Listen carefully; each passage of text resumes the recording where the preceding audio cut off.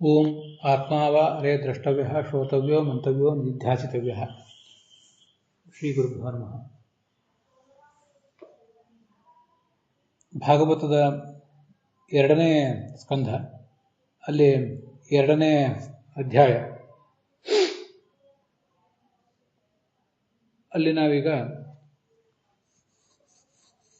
ಆ ಶ್ಲೋಕಗಳ ಅರ್ಥಗಳನ್ನು ನೋಡ್ತಾ ಇದ್ದೇವೆ.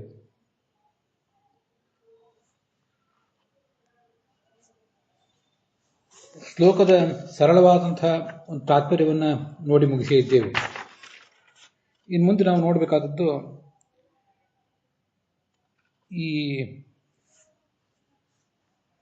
23 ಮತ್ತು 24ನೆಯ ಶ್ಲೋಕಗಳು, ಅವುಗಳ ವ್ಯಾಖ್ಯಾನ ವಿಶೇಷವನ್ನು ನೋಡಬೇಕಾಗಿದೆ. ವ್ಯಾಖ್ಯಾನದ ವಿಶೇಷ ಅಂಶಗಳನ್ನು ನೋಡುವುದಕ್ಕಿಂತ ಮುಂಚೆ ಸರಳವಾದ ಅರ್ಥವನ್ನು ಮತ್ತೊಂದು ಬಾರಿ ನೋಡೋಣ.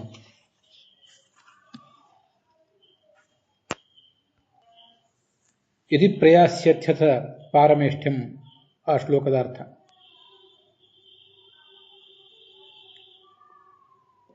ಈ ಹಿಂದೆ ನಮಗೆ ಇದರ ವರ್ಣನೆ ಬಂದಿದೆ.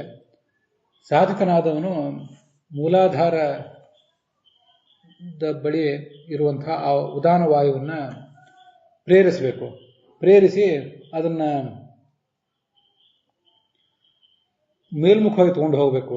ಹಾಗೆ ಶರೀರವನ್ನು ಪರಿತ್ಯಾಗ ಮಾಡಬೇಕು, ಜೀವನನ್ನು ಮೇಲೆ ಕರ್ಕೊಂಡು ಹೋಗಬೇಕು ಅಂತನ್ನೋದನ್ನೆಲ್ಲ ನಾವು ನೋಡಿದ್ದೀವಿ.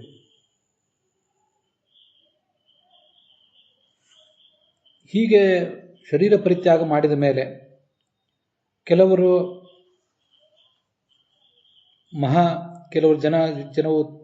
ತಪೋಲೋಕಗಳಿಗೆ, ಕೆಲವರು ಸತ್ಯಲೋಕಕ್ಕೆ ಹೋಗ್ತಾರೆ, ಇನ್ನು ಕೆಲವರು ವೈಕುಂಠಕ್ಕೆ ಹೋಗ್ತಾರೆ. ಇವರೆಲ್ಲರೂ ಕೂಡ ಹೋದವರು ಜಡವಾದಂಥ ಮನಸ್ಸು ಮತ್ತು ಇಂದ್ರಿಯಗಳ ಜೊತೆಗೇ ಹೋಗ್ತಾರೆ. ಸಹೈವ ಗಚ್ಚೇನ್ ಮನಸೇಂದ್ರಿಯ ಇಷ್ಟ, ಅದನ್ನು ನಾವೀಗ ಇಲ್ಲಿ ನೋಡ್ತಾ ಇರೋದು.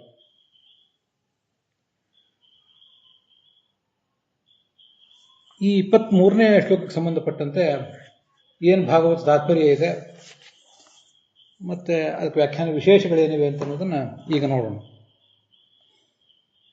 ದೇಹದಿಂದ ಹೊರಗೆ ಹೊರಟಂತಹ ಯೋಗಿಗಳಿಗೆ ಸಿಗುವ ಸ್ಥಾನ ಯಾವುದು ಅದನ್ನೀಗ ಮೊದಲು ಹೇಳ್ತಿದ್ದಾರೆ.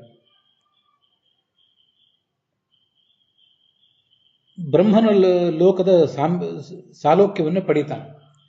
ಈ ಮುಕ್ತಿಯಲ್ಲಿ ಭಗವಂತನ ಸಾರೂಪ್ಯ ಸಾಮೀಪ್ಯ ಅಂತ ಒಂದಿರ್ತದೆ, ಅದನ್ನು ಪಡಿತಾನೆ ಅಂತ ಇಲ್ಲಿ ಹೇಳ್ತಿರುವುದಲ್ಲ. ಇಲ್ಲಿ ಹೇಳ್ತಾ ಇರುವುದು ಬ್ರಹ್ಮನ ಸಾಲೋಕ್ಯ ಅಷ್ಟೇ. ಚತುರ್ಮುಖ ಬ್ರಹ್ಮನ ಲೋಕಕ್ಕೆ ಹೋಗ್ತಾನೆ ಅಂತ ಮಾತ್ರ. ಅಲ್ಲಿ ಭಕ್ತ್ಯಾದಿ ಕಲ್ಯಾಣ ಪರಿಪಾಕೋದ್ಯೋಗಿ ಭವತಿ. ತುಂಬ ವಿಶಿಷ್ಟವಾದಂಥ ಸಂಗತಿ. ಇಲ್ಲಿ ದೊಡ್ಡ ಪ್ರಮಾಣದ ಸಾಧನೆಯನ್ನು ಮಾಡಿದ್ದಲ್ಲದೆ ಮುಕ್ತಿಗಲ್ಲ, ಬ್ರಹ್ಮನ ಲೋಕಕ್ಕೆ ಹೋಗಿ ಅಲ್ಲಿ ಭಕ್ತ್ಯಾದಿ ಗುಣಗಳನ್ನು ಮತ್ತಷ್ಟು ಪಕ್ವಗೊಳಿಸ್ಕೋತಾರೆ. ಅದು ಆತನ ಮುಂದಿನ ಅವನಿಗೇನು ಸುಖ ಸಿಗಬೇಕಾಗಿದೆ, ಆ ಸುಖದ ಉದ್ದೇಶಕ್ಕಾಗಿ ಹೀಗೆ ಮಾಡ್ತಾನೆ. ಅನಂತರಂ ಬ್ರಹ್ಮಪ್ರಳಯೇ ಬ್ರಹ್ಮಣ ಸಹ ಸ್ವಯೋಗ್ಯ ಮುಕ್ತಿಂ ಪ್ರಾಪ್ನೋತಿ. ಆ ಸತ್ಯಲೋಕಕ್ಕೇನು ಹೋಗ್ತಾನಲ್ಲ, ಸತ್ಯಲೋಕಕ್ಕೆ ಹೋದವನು ಅಲ್ಲೇ ದೀರ್ಘಕಾಲ ಇರ್ತಾನೆ. ಇದ್ದು ಈಗಿನ ಏನು ಸೃಷ್ಟಿ ನಡೆದಿದೆ, ಸೃಷ್ಟಿಯೆಲ್ಲ ಮುಗಿದು ಬ್ರಹ್ಮಪ್ರಳಯ ಆದಾಗ ತನಗೆ ಯೋಗ್ಯವಾದಂಥ ಮುಕ್ತಿಯನ್ನು ಪಡಿತಾನೆ. ಚತುರ್ಮುಖ ಬ್ರಹ್ಮನ ಜೊತೆಗೆ ಪಡಿತಾನೆ, ಆದರೆ ತನಗೆ ಯೋಗ್ಯವಾದ ಮುಕ್ತಿಯನ್ನು ಪಡಿತಾನೆ. ಪ್ರತಿಯೊಬ್ಬರೂ ಕೂಡ ಹೋಗುವುದು ಮುಚ್ಚಂತೆ ಬ್ರಹ್ಮಣಾಸಹ ಅಂತ ಭಾಗವತ ತಾತ್ಪರ್ಯದಲ್ಲೇ ಒಂದೆರಡು ಕಡೆ ಈ ಉಲ್ಲೇಖ ಬಂದಿದೆ. ಇಲ್ಲೇ 2ನೇ ಅಧ್ಯಾಯದಲ್ಲೇ ಬಂದಿದೆ, ಮುಂದೆನೂ ಕೂಡ ಒಂದು ಕಡೆ ಬಂದಿದೆ. ಪ್ರತಿಯೊಬ್ಬರೂ ಚತುರ್ಮುಖ ಬ್ರಹ್ಮನ ಜೊತೆಗೆ ಮುಕ್ತಿಯನ್ನು ಪಡೆಯುವುದು, ಮತ್ತು ಈಗಿನ ಸೃಷ್ಟಿ ಮುಕ್ತಾಯ ಕಂಡಾಗಲೇ ಅದನ್ನು ಪಡೆಯುವುದು. ಆದರೆ ಪ್ರತಿಯೊಬ್ಬರಿಗೂ ಅವರವರು ಯೋಗ್ಯವಾದಂಥ ಮುಕ್ತಿಯನ್ನು ಪಡಿತಾರಷ್ಟೆ.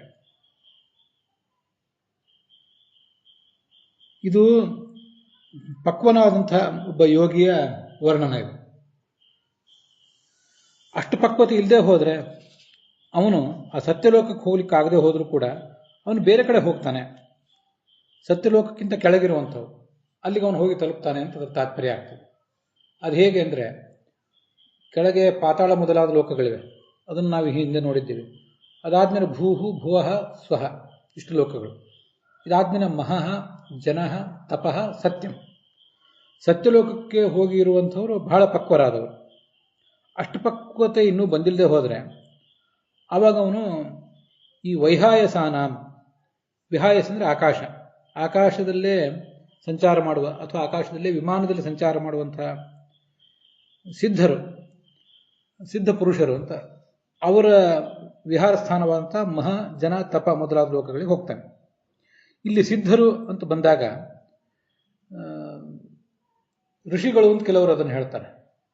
ಮತ್ತೆ ಸಿದ್ಧರು ಅನ್ನೋ ಮಾತಿನಿಂದ ನಾವು ಇಲ್ಲಿ ದೇವತೆಗಳು, ಋಷಿಗಳು, ಪಿತೃಗಳು, ಚಕ್ರವರ್ತಿಗಳು, ಮನುಷ್ಯರು ಅಂತ ಹೀಗೆಲ್ಲ ಮುಕ್ತಿಯೋಗ್ಯರಾದವರಿದ್ದಾರೆ.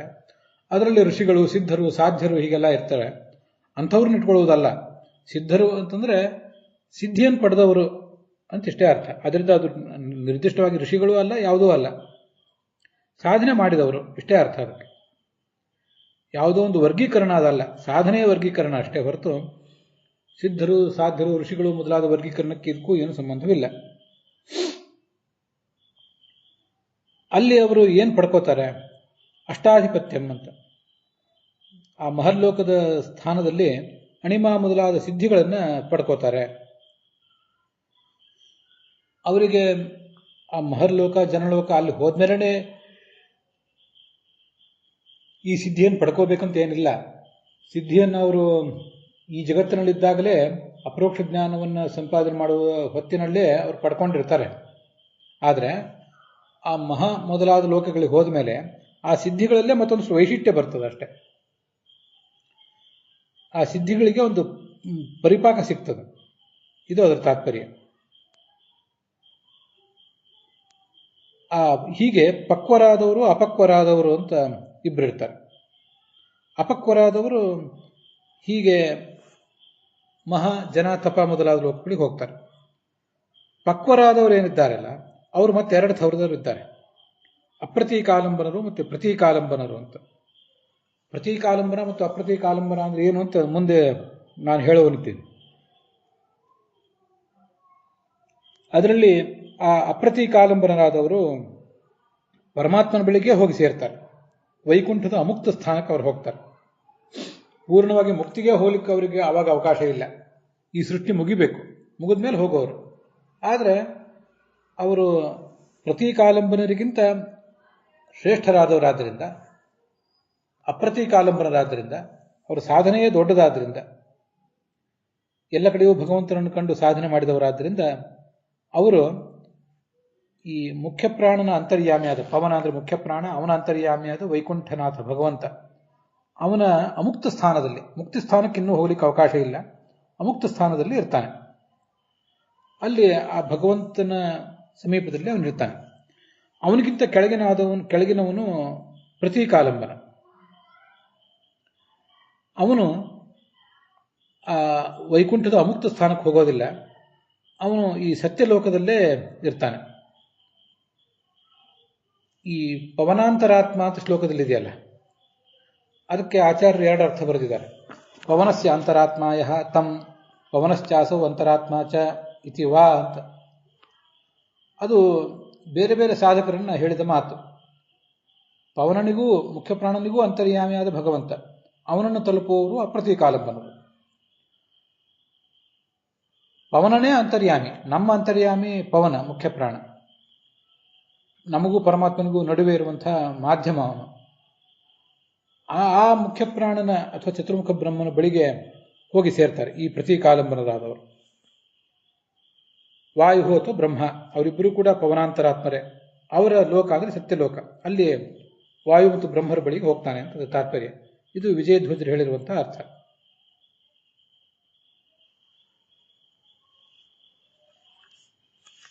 ಇದು ಆ 23ನೇ ಶ್ಲೋಕದ ಮಾತು. ಮತ್ತಲ್ಲಿ ಗುಣಸನ್ನಿವಾಯೇ ಸಹೈವ ಗಚ್ಚೇ ಮನಸೇಂದ್ರಿಯ ಇಷ್ಟ ಇವೆಲ್ಲ ಮಾತುಗಳಿವೆ. ಆ ಎಲ್ಲ ಮಾತುಗಳಿಗೂ ಕೂಡ ಇನ್ನೂ ನಾವು ಅರ್ಥ ನೋಡಬೇಕಾಗಿದೆ. ಯೋಗೇಶ್ವರಾಣಾಂ ಗತಿಮಾಮನಂತೆ, ಅದನ್ನು ಆ ಮುಂದಿನ ಶ್ಲೋಕದಲ್ಲಿ ವಿದ್ಯಾ ತಪೋಯೋಗ ಸಮಾಧಿ ಭಾಜಾಂ ಅನ್ನೋ ಮಾತುಗಳಿಗೂ ಕೂಡ ನಾವು ಅರ್ಥ ನೋಡಬೇಕಾಗಿದೆ. ವಿದ್ಯಾ ಅಂದರೆ ವಿಜಯಧ್ವಜರು ಹೇಳ್ತಾರೆ ಅಪರೋಕ್ಷ ಜ್ಞಾನ. ತಪಸ್ಸು ಅಂದರೆ ಗೊತ್ತಿದೆ, ಯೋಗ, ಭಕ್ತಿ ಯೋಗ ಮೊದಲಾದದ್ದು, ಸಮಾಧಿ ಸ್ಥಿತಿ, ಇವುಗಳನ್ನೆಲ್ಲ ಹೊಂದಿದವರು ಮೇಲಿನ ಲೋಕಗಳಿಗೆ ಹೋಗ್ತಾರೆ. ಕರ್ಮಗಳನ್ನೇ ತಮ್ಮ ಜೀವಮಾನದುದ್ದಕ್ಕೂ ಪ್ರಧಾನವಾಗಿ ಮಾಡಿದವರು ಭೂಹು ಭುವಃ ಸ್ವಹ ಅನ್ನೋ 3 ಲೋಕಗಳಿಗೆ ಮಾತ್ರ ಹೋಗ್ತಾರೆ. ಕರ್ಮಗಳನ್ನೇ ನೆಚ್ಚಿಕೊಂಡವರು ಈ 3 ಲೋಕಗಳ ಆಚೆಗೆ ಹೋಗ್ಲಿಕ್ಕೆ ಆಗೋದಿಲ್ಲ. ಅವರಿಗೆ ಆಚೆಗೆ ಹೋಗ್ಬೇಕಾದ್ರೆ ಅವರು ಜ್ಞಾನವನ್ನು ಪಡೆದವರೇ ಆಗಿರಬೇಕು. ಅದು ಮುಂದೆ ಬರೋದಿದೆ, ಅದನ್ನು ನಾನು ಮತ್ತೊಂದ್ಸರಿ ಹೇಳ್ತೇನೆ. 11ನೇ ಸ್ಕಂದದ ಭಾಗವತ ತಾತ್ಪರ್ಯದಲ್ಲಿ ಬರೋದಿದೆ, ಅದನ್ನೇ ಇಲ್ಲಿ ಸೇರಿಸಿಕೊಂಡು ನಾವು ನೋಡಬೇಕಾಗಿದೆ. ಅದನ್ನ ಮುಂದೆ ಹೇಳ್ತೇನೆ.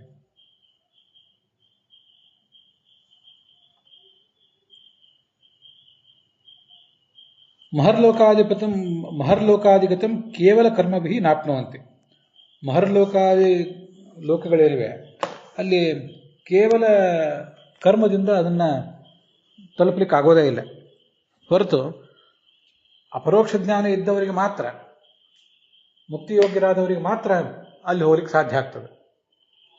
ಅದನ್ನ ಎಲ್ಲ ವ್ಯಾಖ್ಯಾನಕಾರರು ಕೂಡ ಸ್ಪಷ್ಟಪಡಿಸಿದ್ದಾರೆ. ಭಾಗವತ ತಾತ್ಪರ್ಯದ ಆಧಾರವಾಗಿ, ಮುಂದಿನ 11ನೇ ಸ್ಕಂದದ ಭಾಗವತ ತಾತ್ಪರ್ಯದ ಆಧಾರವಾಗಿ ಇಲ್ಲಿ ಈ ಮಾತುಗಳೆಲ್ಲ ಕೇಳಿ ಬರ್ತವೆ. ಗುಣ ಸನ್ನಿವಾಯ ಅಂತಿದೆಯಲ್ಲ, ಗುಣ ಸನ್ನಿವಾಯ ಅಂದರೆ ಗುಣ ಸನ್ನಿಪಾತ ಅಂತ ಕೆಲವು ಕಡೆ ಇದೆ, ಗುಣ ಸನ್ನಿವಾಸ ಅಂತ ಇನ್ನು ಕೆಲವು ಕಡೆ ಇದೆ. 3 ಗುಣಗಳು ಅಂದರೆ ಸತ್ವ ರಜಸ್ ತಮಸ್ಸು ಅನ್ನೋ 3 ಗುಣಗಳು. ಈ ಗುಣಗಳ ಆಟ ಇಲ್ಲದೇ ಇರುವುದು ಈ ಮುಕ್ತ ಲೋಕದಲ್ಲಿ ಮಾತ್ರ. ಇನ್ನು ಉಳಿದ ಎಲ್ಲ ಕಡೆಯೂ ಕೂಡ ಈ ಗುಣಗಳ ಬಂಧನ ಇದ್ದೇ ಇದೆ. ಅಂಥ ಮಹರ್ಲೋಕ ಮತ್ತು ವೈಕುಂಠದ ಅಮುಕ್ತ ಸ್ಥಾನ, ವೈಕುಂಠ ಅಮುಕ್ತ ಸ್ಥಾನಾತ್ ಅಧಿಕೆ ಪ್ರದೇಶ, ಅಲ್ಲೆಲ್ಲ ಅವನು ಈ ಸಾಧಕ ಹೋಗಿರ್ತಾನೆ. ವೈಕುಂಠಕ್ಕೆ ಹೋಗಬೇಕು, ಅಲ್ಲಿಯ ಅಮುಕ್ತ ಸ್ಥಾನದಲ್ಲೇ ಇರಬೇಕು ಅಂದರೆ ಅದು ಅಪ್ರತೀಕಾಲಂಬನರಿಗೆ. ಪ್ರತೀಕಾಲಂಬನರಿಗೆ ಈ ಸತ್ಯಲೋಕಕ್ಕಿಂತ ಮೇಲೆ ಹೋಗ್ಲಿಕ್ಕಾಗೋದಿಲ್ಲ. ಇವರೆಲ್ಲರೂ ಕೂಡ ಅವರು ವೈಕುಂಠದ ಅಮುಕ್ತ ಸ್ಥಾನಕ್ಕೆ ಹೋಗಲಿ, ಸತ್ಯಲೋಕಕ್ಕೆ ಹೋಗಲಿ, ಅವರಿಗೆ ಈ ಜಡವಾದ ಮನಸ್ಸು, ಜಡವಾದ ಇಂದ್ರಿಯಗಳು ಇವೆಲ್ಲ ಇದ್ದೇ ಇರ್ತವೆ. ಸ್ವರೂಪ ಶರೀರದಲ್ಲಿಯೇ ಇಂದ್ರಿಯಗಳಂತೂ ಇದ್ದೇ ಇವೆ. ಆದರೆ ನಮಗೆ ಸ್ವರೂಪ ಶರೀರಕ್ಕೆ ಆವರಕವಾಗಿ ಲಿಂಗ ಶರೀರ ಇದೆ, ಲಿಂಗ ಶರೀರಕ್ಕೆ ಆವರಕವಾಗಿ ಅನಿರುದ್ಧ ಶರೀರ ಇದೆ, ಅದಕ್ಕೆ ಆವರಕವಾಗಿ ನಮ್ಮ ತಂದೆ ತಾಯಿಂದ ಬಂದಿರುವಂತಹ ಭೌತ ಶರೀರ ಇದೆ. ಆ ಲಿಂಗ ಶರೀರದಲ್ಲಿ ಏನು ಆ ಜಡವಾದ ಇಂದ್ರಿಯಗಳಿರ್ತವೆ, ಜಡವಾದ ಮನಸ್ಸು, ಅವೆಲ್ಲ ಇನ್ನೂ ಇದ್ದೇ ಇರ್ತವೆ. ಜಡವಾದ ಇಂದ್ರಿಯಗಳಿಂದ ಅವನಿಗೆ ಪೂರ್ಣವಾಗಿ ಬಿಡುಗಡೆ ಇರೋದಿಲ್ಲ. ಇಲ್ಲಿ ಒಂದು ಗಮನಿಸಬೇಕು, ತಂದೆ ತಾಯಿಂದ್ರಿಂದ ನಮಗೊಂದು ಈ ದೇಹ ಬಂದಿದೆ. ನನ್ನ ಕಣ್ಣು, ನನ್ನ ಮೂಗು, ದೇಹ, ಅದರ ಬಣ್ಣ, ಎತ್ತರ ಇತ್ಯಾದಿ ಎಲ್ಲ ನಮ್ಮ ತಂದೆ ತಾಯಿಂದ್ರಿಂದ ವಂಶವಾಹಿಗಳ ಮೂಲಕ ನನಗೆ ಬಂದಿರ್ತದೆ. ಇನ್ನು ಕೆಲವರಿಗೆ ಬೇರೆ ರೀತಿಯಾಗಿ ಬಂದಿರ್ತದೆ. ಇದೆಲ್ಲ ಬಾಹ್ಯ ದೇಹಕ್ಕೆ ಬಂದಿರುವಂಥದ್ದು. ಆದರೆ ಆ ಒಳಗಿನ ಲಿಂಗದೇಹ ಅನ್ನೋದೇನಿದೆಯಲ್ಲ, ಒಳಗಿನ ದೇಹಗಳು ಸ್ವರೂಪ ದೇಹ ಅಲ್ಲ. ಸ್ವರೂಪ ದೇಹಕ್ಕಂತೂ ಕಣ್ಣು ಮೊದಲಾದ ಜ್ಞಾನೇಂದ್ರಿಯಗಳು, ಕರ್ಮೇಂದ್ರಿಯಗಳು ಇದ್ದೇ ಇವೆ. ಅದರ ಜೊತೆಗೇನೆ ಈ ಜಡವಾದ ಇಂದ್ರಿಯಗಳು, ಜಡವಾದ ಮನಸ್ಸು, ಇವೆಲ್ಲವೂ ಕೂಡ ಈ ಬಾಹ್ಯ ದೇಹಕ್ಕಿಂತ ಹೊರತಾಗಿ ಬೇರೆನೇ ಇವೆ. ಅವು ಎಲ್ಲವೂ ಅವತ್ತಿನ ಜೊತೆಗೆ ಇದ್ದೇ ಇರ್ತವೆ. ಬಾಹ್ಯೇಂದ್ರಿಯ ಮನೋಭಿ ಸಹೈವ ಗಚ್ಚತಿ, ಅವೆಲ್ಲ ಕೆಲಸ ಮಾಡ್ತಾನೆ ಇರ್ತವೆ. ಇನ್ನೂ ಕೂಡ ಮುಕ್ತಿಗೆ ಹೋದ್ಮೇಲೆ ಅವು ನಷ್ಟ ಆಗ್ತಾವೆ ಅಷ್ಟೆ. ಅವನಿಗೆ ಅಪರೋಕ್ಷ ಜ್ಞಾನ ಆಗಿದೆ, ಆದರೆ ಇನ್ನೂ ಪ್ರಾರಬ್ಧ ಕರ್ಮ ಮುಕ್ತಾಯ ಕಂಡಿಲ್ಲ. ಮೋಕ್ಷ ಅಂತಂತೂ ಇನ್ನೂ ಆಗಿಲ್ವಲ್ಲ. ಹೊಸ ಜನ್ಮ ಇಲ್ಲದೆ ಇರಬಹುದು, ಅಷ್ಟು ಪ್ರಾರಬ್ಧ ಕರ್ಮ ನಷ್ಟ ಆಗಿದೆ. ಆದರೆ ಅಂತೂ ಪೂರ್ಣವಾಗಿ ಮುಕ್ತಿಗೆ ಹೋಗುವ ತನಕ ಅದೆಲ್ಲ ಸುಟ್ಟ ಬಟ್ಟೆಯಂತೆ ಅವೆಲ್ಲ ಇದ್ದೇ ಇರ್ತವೆ. ಮುಂದೆ ಆ ಗುಣಸನ್ನಿವಾಯ ಅಂತ ಅನ್ನೋದಕ್ಕೆ 2 ಅರ್ಥ ಬರೀತಾರೆ ವಿಜಯಧ್ವಜರು. ಈ ಮಹರ್ಲೋಕಾದಿಗಳನ್ನು ತಗೊಂಡ್ರೆ ಅವು ಈ ಸತ್ವರಜಸ್ಸು ತಮಸ್ಸು ಅನ್ನುವ 3 ಗುಣಗಳ ಸನ್ನಿವೇಶ ಇರುವಂತಹ ಒಂದು ಕಾಂಬಿನೇಷನ್ ಇರುವಂತಹ ಲೋಕಗಳು. ಮುಕ್ತ ಸ್ಥಾನ ಏನಿದೆ ಅದು ಜ್ಞಾನ, ಭಕ್ತಿ ಮೊದಲಾದ ಗುಣಗಳ ಕಾಂಬಿನೇಷನ್ ಇರುವಂತಹ ಜಾಗ. ಅಲ್ಲಿ ಈ ಜಡವಾದ ಮನಸ್ಸು, ಜಡವಾದ ಇಂದ್ರಿಯ ಯಾವುದೂ ಇರೋದಿಲ್ಲ. ಕೇವಲ ಚಿನ್ಮಯವಾದ ಇಂದ್ರಿಯ ಮಾತ್ರ ಅಲ್ಲಿರ್ತದೆ. ಯಾಕೆಂದ್ರೆ ಆವಾಗ ಲಿಂಗದೇಹವು ಹೊರಟೋಗಿಬಿಟ್ಟಿರ್ತದೆ. ಮುಕ್ತಿಗೆ ಹೋಗುವವರೆಗೂ ಲಿಂಗದೇಹ ಅಂತ ಅನ್ನೋದು ಮನುಷ್ಯನಿಗೆ ಅಂಟಿಕೊಂಡೇ ಇರ್ತದೆ. ಅನಾದಿ ಕಾಲದಿಂದ ಅದೆಲ್ಲ ಇದ್ದೇ ಇರ್ತದೆ. ಈ ಅಂಥ ಕೆಲವು ಇಂದ್ರಿಯಗಳು, ಜಡವಾದ ಇಂದ್ರಿಯಗಳು, ಜಡವಾದ ಮನಸ್ಸು, ಅದ್ರ ಬಗ್ಗೆ ಎಲ್ಲ ಇನ್ನೂ ಕೂಡ ಮುಂದೆ ಬರುವುದಿದೆ. ಜಡವಾದ ಮನಸ್ಸಿನ ಬಗ್ಗೆ ಇಲ್ಲೇ ಬಂದಿದೆ. ಚಿನ್ಮಾತ್ರಾಣಿ ಇಂದ್ರಿಯಾಣ್ಯಾಹು ಮುಕ್ತಾನಾಂ ಅನ್ಯದೈವತೋ ತಾನ್ಯೇವ ಜಡಯುಕ್ತಾನಿ ಹಿ ಅಭಿನ್ನಾನಿ ಸ್ವರೂಪತಃ ಅಂತ ಬ್ರಹ್ಮಪುರಾಣದ ಮಾತನ್ನ ಆಚಾರ್ಯರು ಉದ್ಧರಿಸ್ತಾರೆ. ಈ ಚಿನ್ಮಾತ್ರ, ಕೇವಲ ಚಿನ್ಮಯವಾದಂತಹ ಇಂದ್ರಿಯಗಳು ಅವೆಲ್ಲ ಮುಕ್ತರಿಗೆ ಮಾತ್ರ ಇರ್ತವೆ. ಇನ್ನೂ ಮುಕ್ತಿಯನ್ನು ಪಡೆದೇ ಇದ್ದವರಿಗೆ ಆ ಕೇವಲ ಚಿನ್ಮಯವಾದಂಥ ಇಂದ್ರಿಯಗಳು ಇರೋದಿಲ್ಲ. ಆ ಚಿನ್ಮಯವಾದ ಇಂದ್ರಿಯಗಳ ಜೊತೆಗೆ ಜಡವಾದಂಥ ಇಂದ್ರಿಯಗಳು ಸೇರಿಕೊಂಡೇ ಇರ್ತವೆ.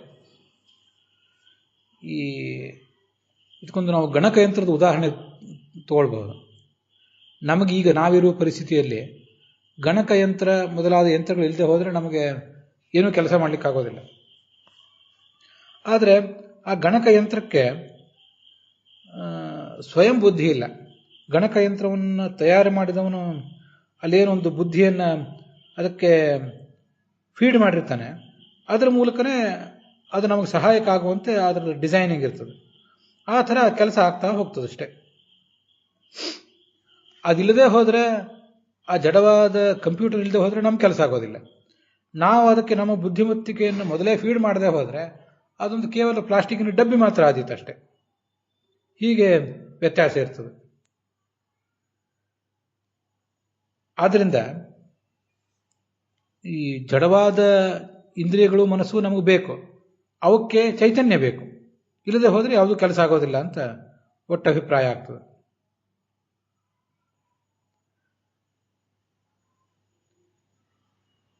ತಾನ್ಯೇವ ಜಡಯುಕ್ತಾನಿ ಹಿ ಅಭಿನ್ನಾನಿ ಸ್ವರೂಪತಃ. ಇದೇ ಇಂದ್ರಿಯಗಳು ಸಂಸಾರದಲ್ಲಿದ್ದಾಗ ಚಿನ್ಮಾತ್ರ ಇಂದ್ರಿಯಗಳು ಇರ್ತವೆ, ಆದರೆ ಅವು ಕೆಲಸ ಮಾಡ್ತಿರೋದಿಲ್ಲ. ಚಿನ್ಮಯವಾದ ಇಂದ್ರಿಯಗಳು ಜಡವಾದ ಇಂದ್ರಿಯಗಳ ಜೊತೆ ಸಮ್ಮಿಶ್ರ ಆಗಿರ್ತವೆ ಅಂತಿಷ್ಟು ಅದರ ಅಭಿಪ್ರಾಯ. ಕೆಲವು ಕಡೆ ವಿಭಿನ್ನಾನಿ ಅಂತ ಪಾಠ ಇರ್ತದೆ. ಅದಷ್ಟು ಉಚಿತವಾದ ಪಾಠ ಅಲ್ಲ, ಅದನ್ನು ಬಿಟ್ಟುಬಿಡಬೇಕು. ಅಭಿನ್ನಾನಿ ಅಂತ ಪಾಠವೇ ಹೆಚ್ಚು ಯೋಗ್ಯವಾದ್ದು. ತಾನೇವ ಜಡಯುಕ್ತಾನಿ ಅಭಿನ್ನಾನಿ ಸ್ವರೂಪತಃ. ಸ್ವರೂಪದಲ್ಲಿರುವ ಜೀವ ಸ್ವರೂಪಕ್ಕಿಂತ ಅಭಿನ್ನವಾದ ಇಂದ್ರಿಯಗಳು ಜಡಯುಕ್ತ ಆಗಿರ್ತಾವಷ್ಟೇ ಸಂಸಾರದಲ್ಲಿದ್ದಾಗ. ಹೀಗದರ ಅರ್ಥ. ಇದಿಷ್ಟು ಹೆಚ್ಚು ಕಡಿಮೆ ವಿಜಯಧ್ವಜರು ಹೇಳಿದ ಅರ್ಥ ಆಯಿತು. ಇನ್ನು ಯಾದವಾರ್ಯರು ಅದಕ್ಕೆ ಏನು ಅರ್ಥ ಹೇಳ್ತಾರೆ ಅಂತ ಅನ್ನೋದು ನೋಡೋಣ. ವೈಹಾಯಸಾನಾಂ 5 ಶಬ್ದ ಇದೆಯಲ್ಲ ಆ ಹಿಂದಿನ 23ನೇ ಶ್ಲೋಕದಲ್ಲಿ. ವಿಹಾಯಸ್ ಅಂದರೆ ಆಕಾಶ. ಆಕಾಶದಲ್ಲಿ ವಿಮಾನಗಳ ಮೂಲಕ ಸಂಚಾರ ಮಾಡುವವರು ಅಂತ ಅರ್ಥ ಬರೆದಿದ್ದಾರೆ ವಿಜಯಧ್ವಜರು. ಕೆಲವರು ಬೇರೆ ಟಿಪ್ಪಣಿಕಾರರು ಕೂಡ ಹಾಗೆ ಬರೀತಾರೆ. ಆದರೆ ಯಾದವಾರ್ಯರು ವೈಹಾಯಸರು ಅಂದರೆ ಖೇಚರರು, ಆಕಾಶದಲ್ಲಿ ಸಂಚಾರ ಮಾಡುವಂಥ ಸಾಧಕರು. ಅವರ ವಿಹಾರ ಸ್ಥಾನವಾದಂಥ ಮಹಾಲೋಕ ಮೊದಲಾದ ಲೋಕಗಳು, ಅಲ್ಲಿ ಅಣಿಮಾದಿ ಅಷ್ಟೈಶ್ವರ್ಯಗಳು ಇರ್ತವೆ, ಅಂಥದನ್ನು ಪಡಿತಾರೆ. ಇನ್ನು ಕೆಲವರು ಇನ್ನೂ ಹೆಚ್ಚಿನವರು ವೈಕುಂಠದ ಅಮುಕ್ತ ಸ್ಥಾನವನ್ನು ಪಡಿತಾರೆ ಅಂತ ಹೀಗೆ ಅರ್ಥ ಬರೀತಾರೆ. ಈ ಗುಣಸನ್ನಿವಾಯ ಅಥವಾ ಗುಣಸನ್ನಿವಾಸ ಅಂತೇನಿದೆಯಲ್ಲ, ಅದಕ್ಕೆ ಒಬ್ಬೊಬ್ಬರು ಒಂದೊಂದು ರೀತಿ ಅರ್ಥ ಬರೆದಿದ್ದಾರೆ. ಅದೇ ಅಲ್ಲಿ ಸಮಸ್ಯೆ ಆಗೋದು. ಅಂಥ ಲೋಕ ಗುಣಸನ್ನಿವಾಯ ಅನ್ನೋದು ಲೋಕಕ್ಕೆ ವಿಶೇಷಣ ಅಂತ ಕೆಲವರು ಬರೆದ್ರೆ, ಲಿಂಗ ಶರೀರಕ್ಕೆ ವಿಶೇಷಣವಾಗಿ ತಗೊಂಡಿದ್ದಾರೆ ಯಾದವಾರ್ಯರು. ತಸ್ಮಿನ್ ಲಿಂಗ ಶರೀರೇ ತಸ್ಮಿನ್ ಸತಿ. ಇನ್ನೂ ಲಿಂಗ ಶರೀರದಲ್ಲಿ ಬದ್ಧನೇ ಆಗಿದ್ದಾನವನು. ಆವಾಗ ಜಡವಾದ ಮನಸ್ಸು, ಜಡವಾದ ಇಂದ್ರಿಯಗಳ ಜೊತೆಗೇ ಇದ್ದಾನೆ. ಮುಕ್ತಿ ಆದರೆ ಅಲ್ಲಿ ಅದನ್ನೆಲ್ಲ ಬಿಡ್ತಾನಷ್ಟೆ. ಈ ಮಹಾರಾಜ ಲೋಕಗಳಿಗೆ ಹೋಗೋರು ಯಾರು? ಜನ ತಪ ಈ ಲೋಕಗಳಿಗೆ ಹೋಗೋರು ಯಾರು? ಮತ್ತೆ ಇನ್ನೂ ಹೆಚ್ಚಿನ ಸ್ಥಾನಕ್ಕೆ ಹೋಗೋವನು ಯಾರು? ಅದನ್ನೆಲ್ಲ ಸ್ವಲ್ಪ ಗಮನಿಸಬೇಕು.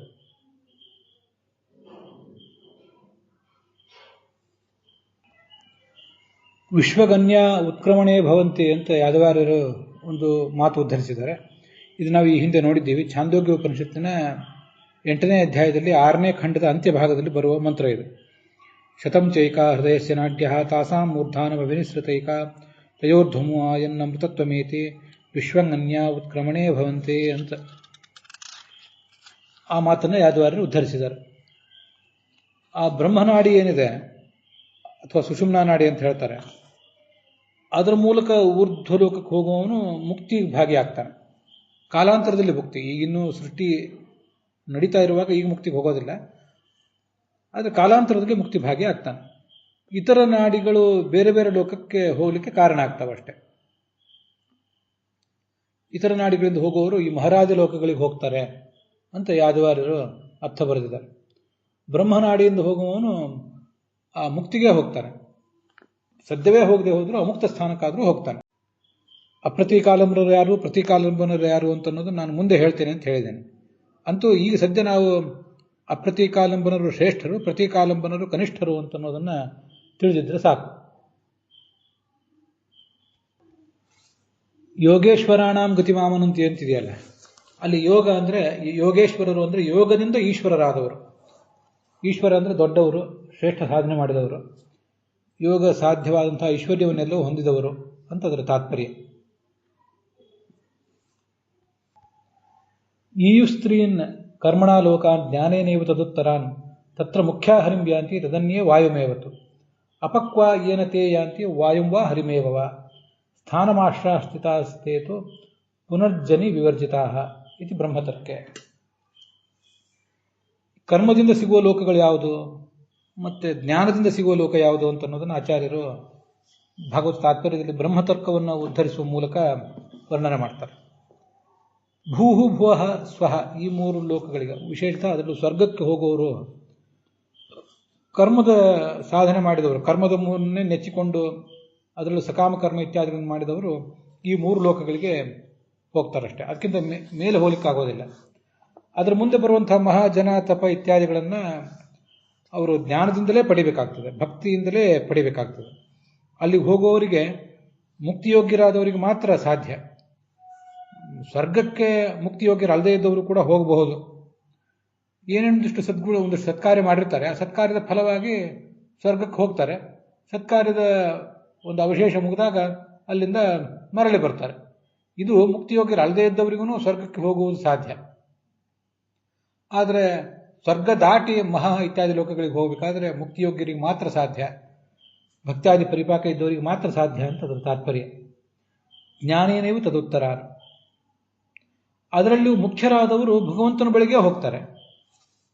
ತದನ್ನೇ ಅಂದರೆ ಅಮುಖ್ಯರಾದವರು ವಾಯುವಿನ ಬಳಿಗೆ ಹೋಗ್ತಾರೆ ಅಂತ ಬಂದಿದ್ದಾರೆ. ಅಲ್ಲಿ ಮುಖ್ಯರಾದವರು ಅಂದರೆ ಅಪ್ರತೀಕಾಲಂಬನರು, ತದನ್ನೇ ಅಂದರೆ ಅಮುಖ್ಯರಾದವರು ಪ್ರತೀಕಾಲಂಬನರು ಅಂತ ಹೀಗದರ ತಾತ್ಪರ್ಯ. ಮುಖ್ಯರಾದಂತಹ ಅಪ್ರತೀಕಾಲಂಬನರು ಹರಿಂವ್ಯಾಂತಿ ಅಂತ ಬಂದಿದೆ. ಅಲ್ಲಿ ಭಗವಂತನನ್ನು ಹೋಗಿ ತಲುಪ್ತಾರೆ ಅಂತ. ಭಗವಂತನ ತಲುಪುವುದು ಅಂದರೆ ಮುಕ್ತಿಯಲ್ಲಿ ಹೇಗೆ ತಲುಪ್ತಾರೋ ಆ ಥರ ಪೂರ್ಣವಾದ ಭಗವಂತನ ಸಾಮೀಪ್ಯ ಅಲ್ಲ ಅಲ್ಲಿ. ಇದು ಅಮುಕ್ತ ಸ್ಥಾನ, ಅಮುಕ್ತ ಸ್ಥಾನದಲ್ಲಿರುವ ಭಗವಂತನನ್ನು ಅವರು ತಲುಪ್ತಾರೆ ಅಂತ ನಾವು ತಿಳ್ಕೊಳ್ಬೇಕಷ್ಟೆ. ಯಾಕೆಂದರೆ ಈಗಾಗಲೇ ನಾವು ಅದನ್ನು ನೋಡಿದ್ವಿ, ಸೃಷ್ಟಿಯನ್ನು ಮುಕ್ತಾಯ ಕಂಡಿಲ್ಲ, ಆದ್ದರಿಂದ ಈಗ ಅವರಿಗೆ ಮುಕ್ತಿಗೆ ಹೋಗ್ಲಿಕ್ಕೆ ಆಗೋದಿಲ್ಲ. ಅಮುಕ್ತ ಸ್ಥಾನಕ್ಕೆ ಮಾತ್ರ ಅವ್ರು ಹೋಗಿರ್ತಾರೆ. ಹರಿಂವ್ಯಾಂತಿ ಅಂತಿದೆ, ಹರಿಯನ್ನು ಹೋಗಿ ತಲುಪ್ತಾರೆ ಅಂತಿದೆ. ಆದರೆ ಮುಂದೆ ಇಲ್ಲೇ 30ನೇ ಶ್ಲೋಕದಲ್ಲಿ ಮುಚ್ಚಂತೆ ಬ್ರಹ್ಮಣಾಸಹ ಅಂತ ಬರ್ತದೆ. ಬ್ರಹ್ಮನ ಜೊತೆಗೆ ಎಲ್ರಿಗೂ ಮುಕ್ತಿ ಅಂತ. 30ನೇ ಶ್ಲೋಕದಲ್ಲಿ ನಯತ್ರ ಶೋಕೋ ನ ಜರಾ ನ ಮೃತ್ಯು ನಾಧಿರ್ನ ಚೋದ್ವೇಗ ರತೆ ಕುತಶ್ಚಿತ್ ಅಂತ ಶ್ಲೋಕ. ಅಲ್ಲಿ ಮುಚ್ಚಂತೆ ಬ್ರಹ್ಮಣಾಸಹ ಅಂತ ವಾಮನ ಪುರಾಣದ ಮತ್ತೊಂದು ಮಾತನ್ನು ಆಚಾರ್ಯರು ಉದ್ಧರಿಸಿದ್ದಾರೆ. ಎಲ್ಲರೂ ಕೂಡ ಈ ಚತುರ್ಮುಖ ಬ್ರಹ್ಮನ ಸೃಷ್ಟಿ ಮುಕ್ತಾಯ ಕಂಡ ಮೇಲೆ ಆವಾಗ ಚತುರ್ಮುಖ ಬ್ರಹ್ಮನ ಜೊತೆಗೆ ಮುಕ್ತಿ ಆಗಬೇಕು. ಅವರಿಗೆ ಅಷ್ಟು ಕಾಲ ಅವ್ರು ಕಾಯಬೇಕು. ಆದ್ದರಿಂದ ಮುಕ್ತ ಸ್ಥಾನಕ್ಕೆ ಹೋಗಬೇಕು ಅಂದರೆ ಇನ್ನೂ ವಿಳಂಬ ಇದೆ. ಈಗ ಅವರು ಹೋಗಿ ತಲುಪುವುದು ಅಮುಕ್ತ ಸ್ಥಾನಕ್ಕೆ ಮಾತ್ರ ಅಂತ ಅದರ ತಾತ್ಪರ್ಯ. ಈ ಅಮುಕ್ತ ಸ್ಥಾನದ ಬಗ್ಗೆನೇ ಮಹಾಭಾರತ ತಾತ್ಪರ್ಯ ನಿರ್ಣಯದಲ್ಲಿ ಒಂದು ಉಲ್ಲೇಖ ಇದೆ. ಬೇರೆ ಕಡೆಯೂ ಇರಬಹುದು, ನಾನೀಗ ಸಂಗ್ರಹಿಸಿದಾಗ ನನಗೆ ಕಂಡದ್ದು ಈ ಕೆಲವು ಮಾತ್ರ. ಮಹಾಭಾರತ ತಾತ್ಪರ್ಯ ನಿರ್ಣಯದ 16ನೇ ಅಧ್ಯಾಯದಲ್ಲಿ 4ನೇ ಶ್ಲೋಕ. ತತ್ರ ದುಗ್ಧಾಬ್ಧೋ ಸಂಸ್ಥಿತಸ್ಥೈ ಸುರಾಜ್ಯೈ ಪೂಜಾಂ ಪ್ರಾಪ್ತು ಸ್ಥಾನಮೇಷಾಂ ಚ ಯೋಗ್ಯಂ ಮುಕ್ತಸ್ಥಾನಾದಾಪನಾರಾಯಣೋಜಃ ಬಲಿಶ್ಚಾಗ ತತ್ರ ಸಂದ್ರಷ್ಟು ಮೀಶಂ. ಈ ಕ್ಷೀರಸಾಗರದಲ್ಲೇ ಮುಕ್ತ ಸ್ಥಾನ ಒಂದು ಬೇರೆ ಇದೆ, ಅಮುಕ್ತ ಸ್ಥಾನ ಮತ್ತೊಂದು ಬೇರೆ ಇದೆ. ಆ ಅಮುಕ್ತ ಸ್ಥಾನದಲ್ಲಿರುವಂತಹ ಕೆಲವರು ದೇವತೆಗಳು ಮೊದಲಾದವರು ಇದ್ದಾರೆ. ಅವರು ಯಾರು ಅಂತ ನಾನು ಅಪ್ರತೀಕಾಲಂಬರಾದವರು ಯಾರು ಅಂತ ಮುಂದೆ ಹೇಳ್ತೇನೆ ಅಂತ ಹೇಳಿದೆ. ಬ್ರಹ್ಮಸೂತ್ರ ಭಾಷ್ಯದಲ್ಲಿ ಬರೋದಿದೆ, ಅದನ್ನು ನಾನು ಮುಂದೆ ಹೇಳುವನಿದ್ದೇನೆ. ಈ ಭಗವಂತ ಮುಕ್ತ ಸ್ಥಾನದಲ್ಲಿ ಆ ಜಾಗದಿಂದ ಅಮುಕ್ತ ಸ್ಥಾನಕ್ಕೆ ಬರ್ತಾನೆ. ಯಾಕೆಂದ್ರೆ ಅಮುಕ್ತರಾದ ದೇವತೆಗಳ ಸೇವಾ ಸ್ವೀಕಾರ ಮಾಡಬೇಕಾಗಿದೆ ಅವನಿಗೆ. ಭಗವಂತ ಯಾವಾಗ ಮುಕ್ತ ಸ್ಥಾನವನ್ನು ಬಿಟ್ಟು ಅಮುಕ್ತ ಸ್ಥಾನಕ್ಕೆ ಬರ್ತಾನೆ ಅಂತ ಅವ್ರು ಕಾಯ್ತಾ ಇರ್ತಾರೆ.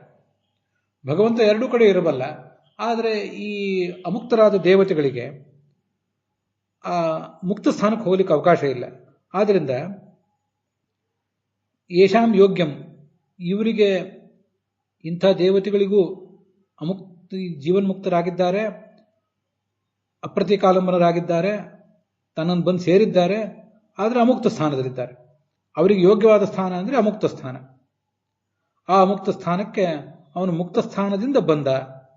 ಅಲ್ಲಿಯೇ ಬಲಿ ಚಕ್ರವರ್ತಿಯು ಬಂದ. ಈ ದೇವತೆಗಳು, ಅಲ್ಲಿದ್ದಂತಹ ದೇವತೆಗಳಿಗೆ, ಅಮುಕ್ತ ಸ್ಥಾನದಲ್ಲಿದ್ದಂತಹ ಅಮುಕ್ತರಾದ ದೇವತೆಗಳಿಗೆಲ್ಲರಿಗೂ ಕೂಡ ಭಗವಂತ ಹೇಳಿದಂತೆ, ಎಲ್ಲರೂ ಕಣ್ಣು ಮುಚ್ಚಿ ಮಲ್ಕೊಳ್ರಿ ಅಂತ. ಎಲ್ಲರೂ ಕೂಡ ತಮ್ಮ ತಮ್ಮ ಪರ್ಯಂಕಗಳಲ್ಲಿ ಮಲಗಿಬಿಟ್ರು. ಆಗ ಇವನು ಎಲ್ಲರೂ ಮಲ್ಕೊಂಡಿದ್ದಾನೆ, ನನಗಿದು ಒಳ್ಳೆಯ ಸಂಧಿ ಅಂತ ಆಲೋಚನೆ ಮಾಡಿ ಆ ಭಗವಂತನ ಕಿರೀಟವನ್ನು ಕದ್ದ. ಅದನ್ನು ತಗೊಂಡು ಹೋಗಿ ಕೃಷ್ಣನ ತಲೆ ಮೇಲೆ ಗರುಡ ಇಡುವಂಥ ಪ್ರಸಂಗ ಬಂತು. ಗರುಡ ಪಾತಾಳಕ್ಕೆ ಹೋಗಿ ಆ ಬಲಿಯನ್ನು ಗೆದ್ದು ಕಿರೀಟವನ್ನು ತಗೊಂಡು ಕೃಷ್ಣ ಮತ್ತು ಬಲರಾಮರಿಬ್ಬರು ಕೂಡ ಆ ಗೋಮಂತ ಪರ್ವತದಲ್ಲಿ ಏನಿದ್ರು ಅವರ ತಲೆ ಮೇಲೆ ಅದನ್ನು ಇಟ್ಟುಬಿಟ್ಟ ಅಂತ ಅಲ್ಲಿ ಉಲ್ಲೇಖ ಕೇಳಿ ಬರ್ತದೆ. ಹೀಗೆ ಅಮುಕ್ತ ಸ್ಥಾನ ಅಂತ ಅನ್ನೋದು ಇದ್ರ ಬಗ್ಗೆ ತಾತ್ಪರ್ಯ ನಿರ್ಣಯದಲ್ಲಿ 16ನೇ ಅಧ್ಯಾಯದಲ್ಲಿ ಒಂದು ಉಲ್ಲೇಖ ಇದೆ. ಇನ್ನು ಸರ್ವಮೂಲದಲ್ಲಿ ಬೇರೆ ಬೇರೆ ಕಡೆ ಉಲ್ಲೇಖ ಇರ್ತವೆ. ಅದನ್ನ ನಾವೀಗ ಹೇಳಬೇಕಾಯ್ತು. ಹಾಗಾದರೆ ತದನ್ಯೇ ಪ್ರತೀಕಾಲಂಬನರು ಆದವರು ಅಪ್ರತೀಕಾಲಂಬನರಿಗಿಂತ ಮುಖ್ಯರಾದವರು, ಅದಕ್ಕಿಂತ ಭಿನ್ನರಾದವರು. ಅಪ್ರತೀಕಾಲಂಬನರು ಮುಖ್ಯರು, ಅಪ್ರತೀಕಾಲಂಬನರಲ್ಲದೇ ಇದ್ದವರು ಪ್ರತೀಕಾಲಂಬನರು ಅಮುಖ್ಯರು. ಅವರು ವಾಯುವನ್ನೇ ಬಂದು ತಲುಪ್ತಾರೆ ಅಂತದ ತಾತ್ಪರ್ಯ. ಬ್ರಹ್ಮನಾಡಿಗಿಂತ ಬೇರೆ ನಾಡಿಗಳಲ್ಲಿ ಉತ್ಕ್ರಮಣ ಹೊಂದಿದವರು ಬ್ರಹ್ಮನನ್ನು, ಚತುರ್ಮುಖ ಬ್ರಹ್ಮನನ್ನು ಹೊಂದೋದಿಲ್ಲ, ಹರಿಯನ್ನು ಹೊಂದೋದಿಲ್ಲ, ಮಹಾರಾಜ ಲೋಕಗಳಲ್ಲಿ ಇರ್ತಾರಷ್ಟೆ. ಮಹಾಜನ ತಪ, ಅಲ್ಲಿ ಚತುರ್ಮುಖ ಬ್ರಹ್ಮನೂ ಸಿಗೋದಿಲ್ಲ, ಸತ್ಯಲೋಕದಲ್ಲೇ ಅವನು ಸಿಗ್ತಾನೆ. ಆದರೆ ಇವರೆಲ್ಲರಿಗೂ ಕೂಡ ಮಹರ್ಲೋಕ ಒಂದು ತಲುಪಿಬಿಟ್ರೆ ಇನ್ನೆಂದೂ ಹುಟ್ಟು ಇಲ್ಲ ಅಂತಲೇ ತಾತ್ಪರ್ಯ. ಬ್ರಹ್ಮನಾಡಿಯಿಂದ ಉತ್ಕ್ರಮಣ ಹೊಂದಿದಂತಹ ಅಪ್ರತೀಕಾಲಂಬನ ದೇವತೆಗಳಿಗೆ ವೈಕುಂಠದ ಅಥವಾ ಭಗವಂತನ ಲೋಕದ ಅಮುಕ್ತ ಸ್ಥಾನದ ಪ್ರಾಪ್ತಿ.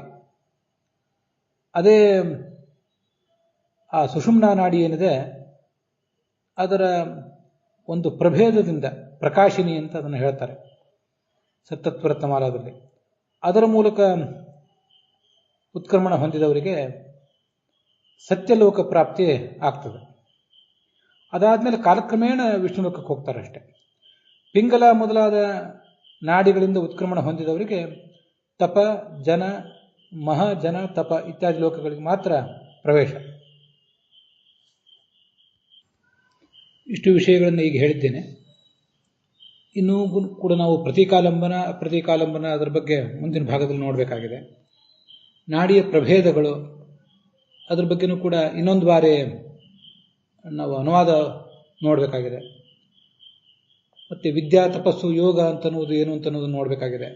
ಅದನ್ನೆಲ್ಲ ಮುಂದಿನ ಭಾಗದಲ್ಲಿ ನೋಡೋಣ. ಹುಸಿಯ ನಾಡಿ ಹೊಟ್ಟೆ ಹೊರೆವ ವಿಷಯದಲ್ಲಿ ರಸಿಕನೆಂದು ಹುಸಿಗೆ ಹಾಕಿದ್ರು ಏನು ಋಷಿಕೇಶನ, ಈಶನಿನ್ನ ಚರಣ ಭಜನೆ ಆಸೆಯಿಂದ ಮಾಡುವೆ, ದೋಷರಾಶಿ ನಾಶ ಮಾಡು ಶ್ರೀಶಕೇಶವ. ಶ್ರೀಕೃಷ್ಣಾರ್ಪಣ ಮಸ್ತು.